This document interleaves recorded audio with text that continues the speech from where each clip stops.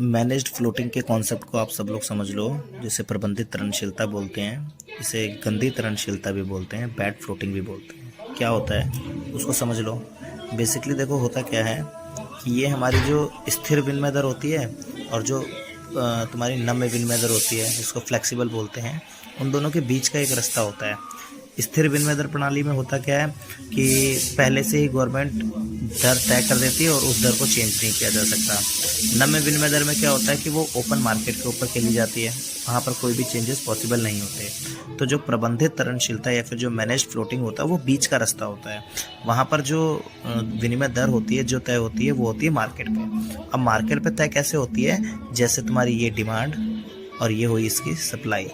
Demand और supply ने जहाँ पर एक दूसरे को कट किया, वहीं पर तुम्हारी क्या हुई, विनिमय दर का निर्धारण हो गया OR पर। अब कई बार क्या होता है कि ये जो मार्केट की जो विनिमय दर तय हुई है, कई बार ये अपने आप सामंजस्य स्थापित नहीं कर पा सकती, कई बार वो दोबारा खुद से नहीं इक्वल कर पाती है।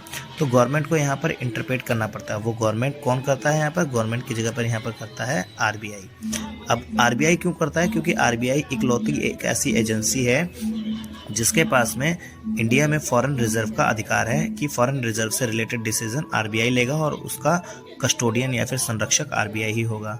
अभी ना इसको समझ लेते हैं कि प्रबंधित तरलशीलता क्या होती है, कैसे होता है। देखो मान लो अभी हम लोगों ने बात की थी कि सप्लाई घटती है या फिर डिमांड बढ़ती है, इस तरीके से हमारी जो रेट है वो घटती बढ़ती रहती है। इसकी सिचुएशन क्या होती है, मान लो अभी मैं एक नॉर्मल सिचुएशन समझा करके आप लोगों को चलता हूँ कि इंडिया में कुछ कंपनीज ने इन्वेस्ट किया था, तो इंडिया जो था वो दे रहा है 10% ब्याज।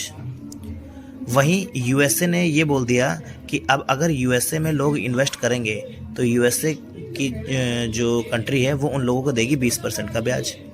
तो अगर आप अपना पैसा मान लो 1 लाख रुपए लगाते हो, तो 1 लाख रुपए अगर इंडिया में किसी ने इन्वेस्ट किया है तो 10,000 रुपये इंडिया में मिलेंगे, और वही अगर 1 लाख रुपए वो USA में इन्वेस्ट करता है तो उसको मिलेंगे वहाँ पर 20,000 रुपये ब्याज के।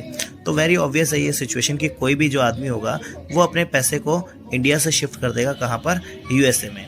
तो अब देखो, अब हम आ जाते हैं इस वाले कर्व पर। सप्लाई यानी कि देखो अगर हमारे यहाँ पर लोगों ने, मैं कहता हूँ कि 100 करोड़ जो रुपए थे वो इन्वेस्ट किए हुए थे।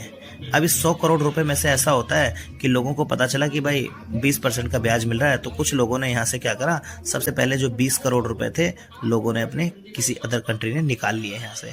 तो जब यहाँ से वो अपने 20 करोड़ रुपए निकालेंगे तो यहाँ से सप्लाई जो होगी वो हो जाएगी आपकी कम, पीछे की तरफ को शिफ्ट हो जाएगी। जैसे ही सप्लाई कम हुई, S से S1 हुई, वैसे ही इसका जो रेट थी वो बढ़ करके आपकी कितनी हो गई, OR से बढ़ करके OR1। समझ सकते हैं नॉर्मल सिचुएशन में 50 रुपये से बढ़ करके कितनी हो गई, 60 हो गई। अब मान लो अभी एक जना अपना 20 करोड़ रुपए निकाल के ले गया, अभी पता चलता है कोई एक और पर्सन था, उसने भी अपने 40 करोड़ रुपए निकाल लिए। अब 40 करोड़ रुपए और निकालेगा तो सप्लाई और कम हो जाएगी, ये कर्व पीछे की तरफ को और शिफ्ट हो जाएगा।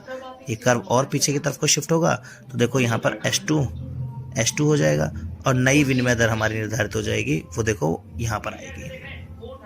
60 से बढ़ करके हो सकता है 70 रुपये हो जाए।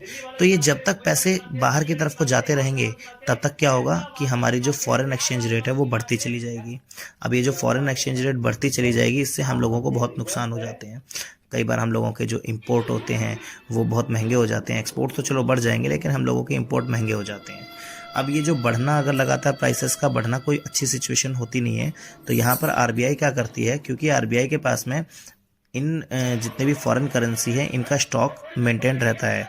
तो RBI क्या करती है, ओपन मार्केट में, इंटरनेशनल मार्केट में जो उनके पास में फॉरेन एक्सचेंज रेट होता है उसको बेच देती है। देखो दो तरीके होते हैं कि इस सप्लाई को यहाँ से वापस यहाँ पर लाया जाए और जो रेट थी उसको दोबारा 50 पर स्टैब्लिश कर दिया जाए। पहला तो तरीका ये है कि जो लोग वापस गए थे उन लोगों को हम लोग क्या बोलें कि ऐसा है, जो 20% 10% का जो ब्याज हम तुमको दे रहे थे अब हम देंगे आपको 20%। अगर ये पॉसिबल होता तो हम उनको पहले ही जाने नहीं देते, तो हम 20% का ब्याज तो यहाँ पर दे नहीं सकते उनको, तो ये सिचुएशन हम लोग फुलफिल नहीं कर सकते। अब दूसरी सिचुएशन ये आती है कि जितना भी पैसा मेरा मार्केट में बाहर गया, मार्केट में से टोटल पैसा कितना बाहर गया, 40 और 20 टोटल कितना, 60 करोड़ रुपए बाहर गया है। अब RBI ये करे कि ये जो 60 करोड़ रुपए बाहर गया है उस पैसे को यहाँ पर दोबारा इन्वेस्ट किया जाए और इस जो वापस सप्लाई गई है इसको दोबारा इस पुरानी वाली SS पर लाया जाए। अब इसके लिए आरबीआई, क्योंकि ये जो आपकी फॉरेन करेंसी होती है वो सिर्फ और सिर्फ आरबीआई के पास होती है। आरबीआई क्या करती है, जो उसके पास में स्टॉक में फॉरेन करेंसी होती है उसको वो इंटरनेशनल मार्केट में दोबारा इन्वेस्ट करती है, सिर्फ और सिर्फ इस वजह से ताकि ये जो तुम्हारी विनिमय दर थी वो दोबारा तुम्हारी कितने पे आ जाए, 50 रुपये पर आ जाए। अगर मान लो आरबीआई पहले 40 करोड़ रुपए का इन्वेस्टमेंट करती है तो सप्लाई कर दोबारा पीछे आ जाएगा यहाँ पर, और इसकी जो प्राइस होगी वो घट करके कितनी हो जाएगी, 60 रुपये हो जाएगी। फिर आरबीआई अगर दोबारा से 20 करोड़ रुपए और इन्वेस्ट करता है तो सप्लाई कर दोबारा पुराना एसएस हो जाएगा और दोबारा से विनिमय दर तुम्हारी 50 हो जाएगी। तो जब आरबीआई तुम्हारी इंटरप्रिटेशन करती है कि विनिमय दर को ठीक करने के लिए, तो ये होती है तुम्हारी प्रबंधित तरलशीलता। इसे गंदी तरलशीलता या फिर बैड फ्लोटिंग इस वजह से बोला जाता है क्योंकि अगर ये आरबीआई ने अपना पैसा दोबारा इस विनिमय दर को ठीक करने के लिए ना लगाया होता तो इस विदेशी विनिमय का वो यूज़ कर सकती थी अच्छी टेक्नोलॉजीज़ को परचेज करने के लिए या फिर इंडियन डेवलपमेंट के लिए खर्च करने के लिए। तो यहाँ पर उस पैसे को इंडियन डेवलपमेंट में खर्च करने की जगह पर यहाँ पर यूज़ किया गया सिर्फ और सिर्फ विदेशी विनिमय दर को इकट्ठा या फिर विदेशी विनिमय दर को कम करने के लिए, जो कि एक बैड सिचुएशन होती है।